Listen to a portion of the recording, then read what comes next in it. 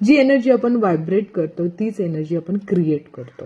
मग थोडक्यात की आपण जर आपल्याला फार वाईट वाटलं आणि आपण खूप निगेटिव्ह विचार केला किंवा एकदम सॅड गाणी ऐकली किंवा खूप असं वाईट ऐकलं तर आपण तेवढंच वाईट होऊन जातो. आपल्याला फार जुनी जुनी दुःख आठवतात आणि आपण स्वतःला फार हर्ट करून घेतो. थोडक्यात सांगायचा हेतू हा आहे की जी एनर्जी तुम्ही व्हायब्रेट करता तीच तुम्ही अट्रॅक्ट करता. आता कधी कधी खूप जणांना असं होतं की आपल्या जवळपासची माणसं तुमच्यावर फार तिरस्कार करतात किंवा तुम्हाला त्यांचा तिरस्कार वाटतो. दोन्ही बाजूनी तुम्ही लक्षात घ्या.